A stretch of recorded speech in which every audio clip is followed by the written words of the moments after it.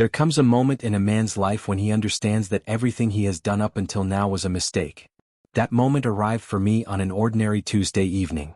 I was sitting on the edge of my bed, an iPad in my hands, scrolling through messages and photographs.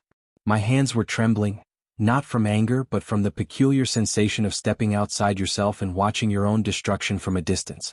The photographs told a story I had been trying to ignore for weeks. There was Phoebe, my wife of 3 years, her hand resting on someone else's arm at the Birchwood Hotel. The rooftop. It was a place we had talked about visiting together, a place that had existed in our future. Now it was populated by her and a man I didn't recognize, a man with the kind of casual confidence that comes from never having to worry about consequences. I clicked through more images. Her laughing. Him leaning close. Another photo taken from inside a restaurant, their heads bent toward each other like conspirators sharing secrets. The timestamps told me this had been going on for at least 4 months. 4 months of lies, of her telling me she was working late at the club, of her telling me she was tired and wanted to sleep alone, of her telling me that marriage required space and independence. The man in the photos was younger than me. That bothered me more than I wanted to admit. He had that lean, muscular look of someone who lived in gyms and smoothie bars. His name, I would learn, was Kristian. He was a personal trainer at Zenith Fitness, the gym where Phoebe had started going 3 months ago, claiming she wanted to get in shape. She had come home from those sessions glowing, full of energy in a way she hadn't been with me in years. I had thought it was the endorphins. It was something else entirely. I sat on that bed for what felt like hours, though it was probably only 20 minutes. The rational part of my mind, the part that had built a successful real estate business, that negotiated multi-million-dollar deals, that prided itself on clear thinking and strategy, was already working. But beneath that rational voice, something else was stirring. Something primal and furious. Something that wanted blood. I had 2 choices that night. The first was the choice of the younger Mark, the Mark I used to be before disappointments had calcified into something harder. That Mark would have confronted her immediately. He would have demanded explanations, accusations flying like weapons. He would have wanted to hear her deny it, to see her face as she fumbled for lies. He would have wanted the drama of it, the confrontation, the tears and recriminations. That Mark believed that pain shared was pain halved. The older Mark, the one who had already made 2 catastrophic mistakes in his marriage, who had already learned that confrontation only gave people the chance to manipulate you with their tears, had a different idea. I spent that night researching. I found Kristian's social media profiles. I found photographs of him with other women, their relationship statuses always carefully ambiguous, his captions always carefully vague. I found reviews of his training style on fitness forums, glowing reviews from women, suspicious reviews from men who seemed to know something of what I now knew. I found an article in a local lifestyle magazine that featured him as one of St. Petersburg's most eligible personal trainers. In the photograph, he had the same smile I had seen in the pictures with Phoebe. By morning I had a plan. The following week I created a new email address. I researched Zenith Fitness booking system and discovered it was simple enough to navigate. I selected a day when Phoebe always worked, Thursday afternoons when she had the late shift at the club where she danced. I booked a trial training session with Kristian, giving the reason as referred by a friend. The system asked for my name. I entered a variation of my own, something close enough to pass as real but not quite traceable. When I arrived at the gym the following Thursday, I was careful about my appearance. I wore clothes that didn't quite fit, baggy enough to look like someone unaccustomed to exercise, worn enough to look like someone who had been sedentary for years. I wore glasses I didn't normally need and styled my hair differently. The receptionist barely looked at me. Kristian greeted me with the kind of smile that had probably opened many doors for him. He was exactly as he appeared in photographs, tall, with the kind of physique that came from meticulous dedication and genetic luck. He had the easiness of someone who had never experienced real consequences, who had moved through life leaving small disasters in his wake that never seemed to catch up with him. "So you've been referred by a friend?" he asked as we began the warm-up, his voice pitched at a casual friendliness that bordered on rehearsed. "Yes," I replied. "A woman. I saw her results and was impressed." "That's great," he said, nodding enthusiastically. "Do you mind telling me her name? I like to keep track of my success stories. It helps with marketing." There was no hesitation in his voice. This was a man accustomed to women, accustomed to using them, accustomed to the fact that his charm was generally sufficient to manage any complications that arose. I pulled out my phone and showed him a photograph I had taken months ago, before everything had fallen apart. It was Phoebe, radiant and happy, before she had learned to lie to my face with such casual ease. Kristian's expression changed. It happened slowly at first, like a wave moving through his body, starting in his chest, traveling up his neck, arriving at his face where it manifested as a freezing of his smile. His eyes flickered, trying to process what he was seeing, trying to calculate his way out of this moment.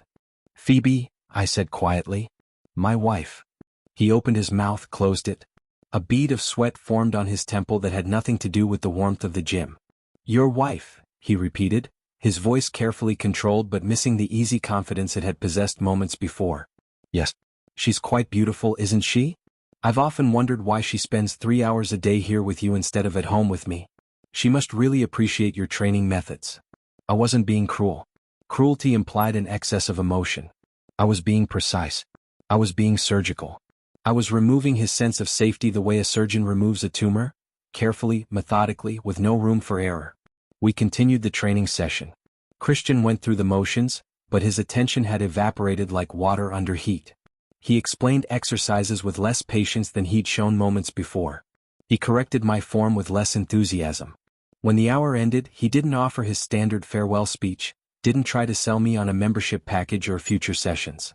Instead, he thanked me quietly and dismissed me with a "see you later," so soft I almost didn't catch it. I was not prepared for how quickly things would move after that. By the next evening, Phoebe came home from work in a state of agitation I hadn't seen in years. She was flustered, her movements jerky and aggressive as she changed out of her work clothes. When I asked her what was wrong, she told me with barely controlled frustration that Kristian had informed her that he was ending their training sessions due to personal issues that required his immediate attention. She was angry, but it wasn't the anger of a heartbroken woman. It was the anger of someone whose entertainment had been suddenly revoked.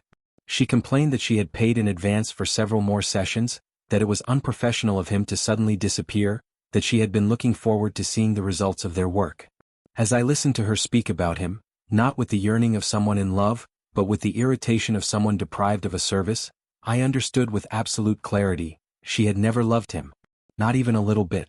This had been a diversion, a game, a thrilling escape from the monotony of her marriage to me. I was the boring part of her life, the part that required her presence and responsibility. Kristian had been the circus, the entertainment, the temporary excitement. Somehow, that understanding made everything worse. I spent the next week methodically laying groundwork. On Monday I called my lawyers, Tommy and Rose, a sharp pair I kept on retainer for my real estate dealings. I explained that I needed a divorce, and I needed it executed quickly and with minimal financial damage to myself. "Is there someone else?" Rose asked, her eyes already calculating the angles. "Several someones," I replied. I showed them the screenshots I had collected. Their expressions shifted from professional disinterest to something more predatory. In Florida, the divorce laws are designed for equitable distribution, 50-50 splits of marital assets regardless of infidelity. But evidence of infidelity could affect custody arrangements, spousal support, and other aspects of the settlement. More importantly, it could be used as leverage in negotiations. "Can we use this?" I asked. "We can," Rose said with a smile that reminded me why I paid her so much. But the divorce itself was almost secondary to what I really wanted. I wanted something that courts couldn't provide. I wanted the kind of justice that exists outside legal structures, outside the bounds of what lawyers and judges could sanction. On Wednesday, I sent an anonymous email to the management of Zenith Fitness. I kept it brief, almost clinical in its tone. I stated the facts. Their trainer Kristian had been conducting an unethical relationship with a married client for approximately 4 months, using his position of authority to maintain the arrangement. I included screenshots of messages between Kristian and Phoebe that I had found on her phone while she was showering. The messages were explicit enough to be damaging but vague enough to be plausibly real. I didn't sign the email. I didn't need to. Kristian was fired 2 weeks later. After that, I became more creative. I created multiple accounts on various fitness review websites. Under different usernames, I posted reviews of Kristian's training methods. "This trainer is more interested in his female clients than in their actual fitness goals," I wrote as one user. "Unprofessional and inappropriate conduct during sessions," I wrote as another. "I would not recommend this trainer to anyone," I wrote as a third. None of these reviews contained outright lies, they were all variations on the truth, distortions that somehow ended up illuminating a larger reality. Then I did something I'm still not entirely proud of, though I was proud of it at the time. I reached out to my brother Matthew. I told him the entire story, not asking for his help, but laying out what had happened with surgical precision. Matthew listened quietly, then asked me what I wanted him to do. I told him to spread the word. I told him to mention to mutual friends in casual conversation that there was a trainer at Zenith Fitness who was known for preying on married women. I told him to make sure the story circulated through our social circles, gathering details and becoming more elaborate with each retelling, the way rumors do. Matthew didn't hesitate. He began making calls. Within days the story was spreading. By the end of the week, at least half of our acquaintances knew that Kristian was a predator, a man who deliberately seduced married women to maintain a stable of admirers. My sister Linda came to see me the day after I had told Matthew. She sat across from me at my dining room table, her expression a mixture of concern and something darker, a recognition of kinship and pain, perhaps. "Mark," she said carefully, "what are you doing?" I told her everything. I told her about the screenshots, about the gym, about the emails, about Matthew spreading rumors through our social circles. Linda had experienced her own marriage implode 5 years prior when her husband had conducted a 2-year affair with his administrative assistant. She understood the particular devastation of betrayal, the way it rewrote everything you thought you knew. When I finished speaking, Linda's eyes were wet with tears. Not tears for me, but tears for who I was becoming in response to what had been done to me. "What are you doing?" she asked again, this time with more urgency. "I'm making sure they both understand that actions have consequences," I said. "But you're not just hurting them," Linda said quietly. "You're becoming someone you won't recognize." I didn't listen. I was too far gone by that point, riding a wave of righteous anger that felt justified precisely because it was directed at people who deserved it. Then I did the thing that would haunt me most. I found the address of Phoebe's parents. They lived in an upscale neighborhood about 30 minutes away, in a house that her father had purchased with money he'd earned in the pharmaceutical industry. They were conservative people, Catholic, traditional, the kind of parents who had raised their daughter with specific expectations about morality and virtue. I spent an evening downloading video clips from the club where Phoebe worked. The club had a website, and the website advertised its dancers with professionally shot videos. Phoebe's profile included several clips of her performances. Nothing illegal, nothing that violated any laws, but deeply personal nonetheless, images that had been meant for a specific context and a specific audience. I compiled these videos into a playlist and, using an anonymous email address, sent the link to Phoebe's parents with a brief note. "Your daughter. You should know what she does." I sent it on a Thursday evening. By Saturday, I had heard through mutual friends that Phoebe's parents had confronted her at her workplace. They hadn't come to embrace her or to apologize for any role they might have played in her choices. They had come to tell her that she was no longer their daughter, that she had disgraced the family name, that they wanted nothing more to do with her. I should have felt triumphant. Phoebe had wanted to betray me, and now her own family was betraying her in return. There was a certain poetic justice to it, a perfect symmetry of cause and effect. But when Phoebe came home that evening, pale as a ghost, I felt something else entirely. She didn't tell me about her parents immediately. She came home from work with a hollowness in her eyes that I had never seen before. She moved through our house like a specter, going through the motions of existence without any genuine presence. She made dinner without tasting it. She sat in silence for hours, staring at her phone, willing it to ring with a call that never came. It took her 3 days to tell me what had happened. "My parents came to the club," she said quietly one evening. "They told me I was no longer welcome in their lives." I could have played ignorance. I could have asked her why they would do such a thing, expressed surprise and support. Instead, I seized the moment. "Why would they do that?" I asked, my voice carefully neutral.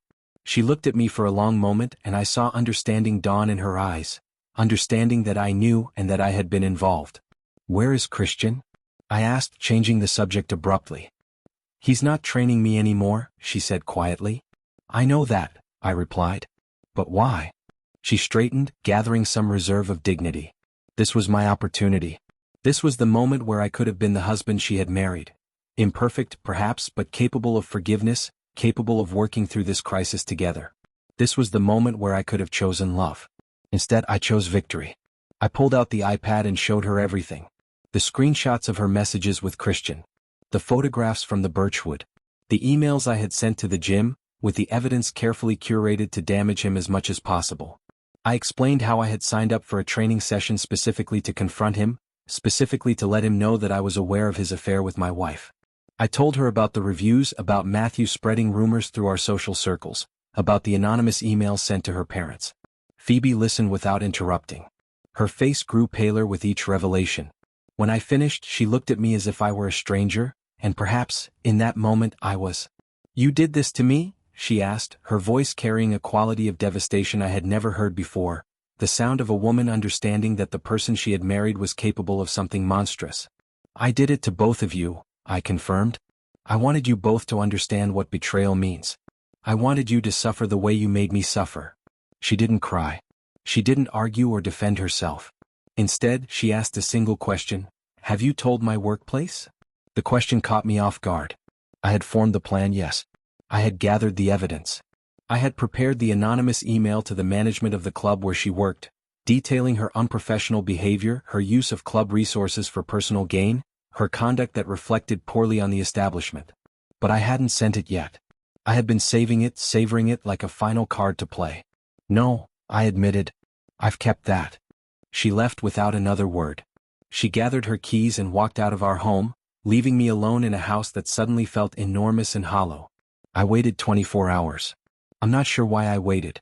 Perhaps some small part of me was hoping she would come back, that she would beg for forgiveness, that she would give me the satisfaction of refusing her. Or perhaps I was still playing out the fantasy, still writing the narrative in which I emerged victorious. On the following day, I sent the email to the club's management. The email was carefully worded. I described Phoebe's unprofessional use of club resources, her conduct that violated the club's code of conduct, her behavior that reflected poorly on the establishment's reputation. I included photographs of her outside the club in her work costume with a man who was not a registered member, evidence of unprofessional conduct. For an elite establishment, this was serious business. The club's reputation was built on discretion and professionalism. A dancer who behaved unprofessionally, who used the club's image for her own purposes, represented a threat to the brand. Phoebe was fired 1 week later. By then, I had already set the next phase in motion. I created an anonymous Facebook profile under a false name. I carefully crafted a post detailing the story of how my wife had betrayed me, leaving out identifying details that were specific enough to be traced, but providing context that was vivid enough to make the story recognizable to anyone in our social circles. I wrote about how she had cheated on me approximately a month after our wedding. I wrote about where she worked, how she had met her lover, the nature of their relationship. I included information that made it clear to anyone who knew St. Petersburg's social landscape exactly who was being discussed. The post gained traction quickly. My brother Matthew helped amplify it, sharing it in local community groups, commenting on it with manufactured outrage, doing everything he could to ensure the story spread. Within 48 hours, it had been shared dozens of times. People began commenting with their own stories, some real, most manufactured by accounts I had created, about Phoebe's infidelity, about the dancer at the club, about the personal trainer who had stolen the wife. The comments grew increasingly vitriolic. Some people defended her, but their voices were drowned out by the chorus of condemnation. A woman who cheated on her husband wasn't just guilty of infidelity, she was guilty of being a woman who had stepped outside her assigned role, a woman who had claimed agency over her own life and body. I read through the comments and expected to feel vindicated. Instead, I felt something that resembled nausea. Don't forget to subscribe to this channel and click like if you enjoy this story. I always read your comments and analyze which stories you like best so that I can create better stories. Thank you. I will continue the story. The aftermath unfolded with a momentum I hadn't entirely anticipated. Kristian, facing unemployment and a reputation destroyed within St. Petersburg's fitness community, decided to leave the city. He moved to Houston to stay with a brother I didn't know he had. Before he left, he wrote Phoebe a letter. "This is your fault," the letter read. "Your husband has destroyed my life. You promised me you would leave him. You promised me we would have a new life together. You lied to me and now I'm paying the price." Phoebe showed me the letter with tears streaming down her face. Not because she loved him or because she wanted him back, but because she understood, finally, the magnitude of what my revenge had set in motion. I hadn't simply destroyed one man's life. I had destroyed 3. The divorce proceedings were straightforward. In Florida, marital assets are divided 50-50 regardless of infidelity. Our house, valued at $420,000, was placed on the market. After realtor fees and closing costs, it sold for $405,000. Phoebe received $210,000 in cash as her portion of the proceeds. She wanted to rebuild her career, to start fresh in a new city, away from the destruction I had orchestrated. But that was where the second layer of my revenge became apparent. No legitimate dance club in St. Petersburg would hire her. Managers and owners had seen the Facebook posts, had heard the rumors, had decided that she was too much of a liability. A woman whose infidelity was public knowledge was a woman who brought scandal to any establishment that employed her. She moved to Miami. I purchased a new home in a prestigious neighborhood, exactly the kind of home I had always envisioned for myself.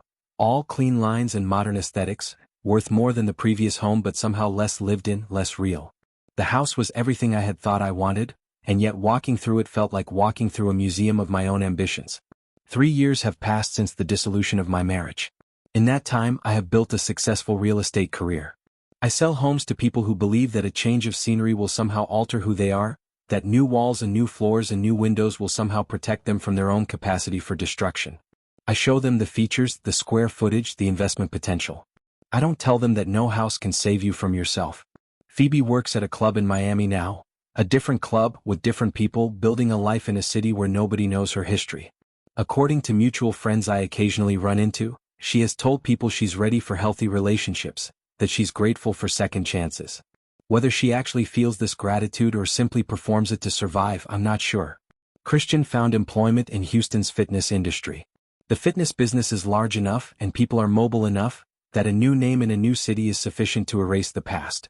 He probably tells his new clients and new acquaintances about the crazy wife who destroyed his life, about how her jealous husband sabotaged his career. I wonder if he believes this version of events, if he's convinced himself that he was the victim. My brother Matthew still speaks to me, but there's a distance in his interactions now. He no longer looks at me the way he did before. My sister Linda occasionally asks me if I'm happy. I always say yes, but I'm not entirely certain I understand what that word means anymore. There are nights when I sit in my pristine new home, in my carefully decorated new bedroom, on my expensive new bed, and I think about where Phoebe might be at that exact moment. I imagine her preparing for work, the ritual of getting ready that she's performed thousands of times. I imagine her painting her lips the way she used to paint them for me, back when she wanted to seduce me, back when I was still the person she desired. And I cannot determine whether the feeling that rises in my chest is satisfaction or regret.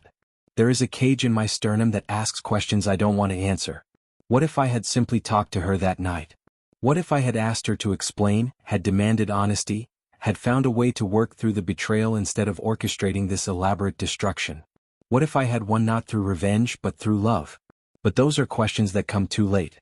Now I am simply a real estate agent who moves through a profitable, hollow existence. I have everything I fought for: the house, the career success, the knowledge that both Phoebe and Kristian are suffering in ways proportional to their betrayal. I have won. And this victory tastes like metal on my tongue. Kristian sent me a message 3 months ago, passed through a mutual acquaintance whose name I'm not proud that I can't quite remember. "You destroyed me," he wrote. "I'm not the same person anymore. I owe you my current life and it's a life I don't want to live." I didn't respond. What could I possibly say? Phoebe doesn't know about that message. She doesn't know that Kristian is seeking his own revenge, plotting in ways I can't anticipate and don't want to know about. She lives her life in Miami, dancing her dances, making her mistakes, attempting to rebuild something from the ashes of what I burned down. Her parents moved to Washington. They started a new life in a place where nobody knew they had a daughter who was a dancer, where they could simply be people who had lost a child, a tragedy they could mourn in private. They never responded to Phoebe's attempts to contact them through social media. When she reached out to my sister Linda asking for help in reconciling with them, Linda told her that reconciliation wasn't possible. This wasn't entirely true. What was true was that I had made it clear, through Linda, that I would not welcome Phoebe's reappearance in my life, and my family had decided that their loyalty to me superseded their compassion for her. Linda didn't tell Phoebe this directly. She simply said that her parents had made their position clear and wanted no contact. I know this because Linda told me and then asked me why I had demanded she lie to Phoebe. I told her that Phoebe had forfeited her right to the truth the moment she chose to betray me. I won the battle but I lost the war. This is what I understand now, in the quietness of my expensive home, in the silence of my successful life, in the hollow victory of a man who got exactly what he wanted and discovered too late that it wasn't what he needed. I destroyed 2 people's lives because one person hurt me. I executed my revenge with precision and cruelty, and I did it not from a place of passion but from a place of careful calculation. I became someone I didn't recognize, and in the process, I made sure that 3 other people would never recognize themselves again either. There are people who would say I had the right to do what I did. There are people who would call it justice, or desert, or the natural consequences of infidelity. But there are also moments, usually very late at night, usually when I'm alone with nothing but my thoughts and my regrets, where I understand that I made a choice. I chose destruction over reconciliation. I chose revenge over healing. I chose victory over peace. And now I live with what I chose. The real estate market continues to boom. I continue to sell houses to people who believe their problems can be solved by changing their address. I continue to move through my life as a successful man, untouched by scandal, unmarred by reputation, completely and utterly alone. I tell myself this is what I wanted. I tell myself this is what she deserved. But in the darkness I know the truth. I destroyed everyone, including myself. And the worst part is knowing that I could have done things differently. Thank you for watching this video. YouTube may no longer suggest my channel to you, so subscribe to it to receive new interesting stories. You will also help the channel grow and improve the quality of its content. The screen now displays a playlist with other interesting stories that you can listen to. You can also write in the comments what stories you would like to see on the channel.